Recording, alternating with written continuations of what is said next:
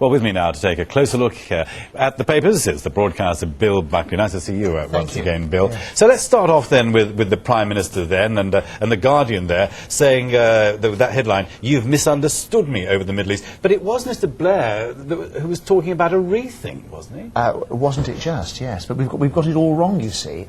He's going to face down his critics, according to the Guardian, insisting that he's worked throughout for a ceasefire in Lebanon, always on the understanding, the clear understanding, that Hezbollah militia would also be disarmed. This is all going to happen at a Downing Street press conference, well, later today, according to the paper, of course, tomorrow, because we're still on today, aren't we? But it strikes me you don't actually need to go to any press conferences anymore, because the whole thing is released so that all the papers can get it on the front pages of the day.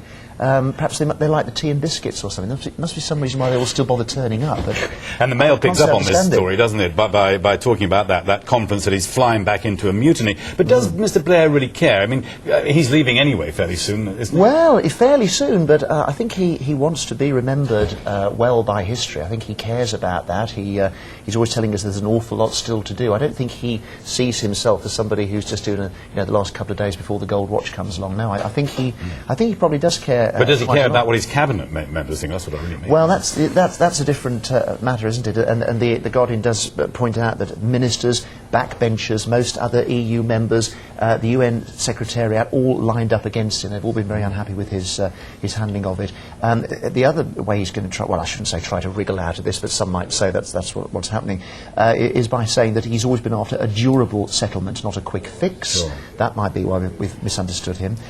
They've got various other things they've found out, like the Foreign Office specialist in Downing Street. He ignored their advice. They said the Israeli offensive would be counterproductive. Not just the Foreign Office itself, but these specialists who work for him in Downing Street. And whilst all this goes on, of course, the Independent picks up very much with another typical Independent front page here with this photograph of the young girl, and talking about how many children have been involved in all this. That's right. They have some bleak statistics on their front page. 615 have now died in the Lebanon. 45% of them are children. 3,225 injured. A third of those are children. And what a shocking statistic, nearly 1 million now, 960,000 refugees, 45% of those are children. And that's then coupled, as you said, to this appeal that they're launching on page 2 of the paper. Let's just move away from the Middle East, and while we're talking about children, we've got the Sun here with this headline about Beverly Elliott, who wants to go free early after killing these children. Well, indeed, yes. The paper reminds us that she murdered 4 children and tried to kill another 9, and therefore received 13 life sentences.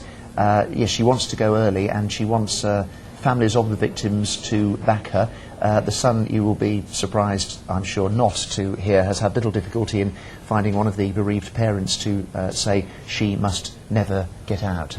All right, let's just end up then with the Express and this secret killer in our food. It's been banned. Tell us more about it. Yes, well, anybody who's read the ingredients on the back of products over the years will have seen hydrogenated oil. It's been around for quite a long time, but it turns out now that it's one of the cause of trans fats in our diet.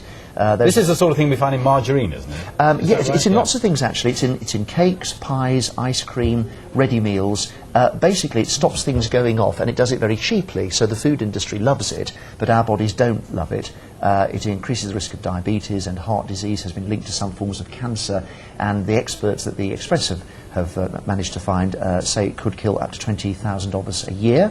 So Tesco, Sainsbury's and Asda have all announced deadlines for removing it from all their own brand products, and you can bet your bottom dollar that the other supermarkets now will follow suit, won't they, or get left behind. Absolutely. Well, thank you very much for bringing that to our attention, and we'll see you later with a little bit more in-depth look at some of the papers. And many thanks indeed, Bill Buckley, for joining us.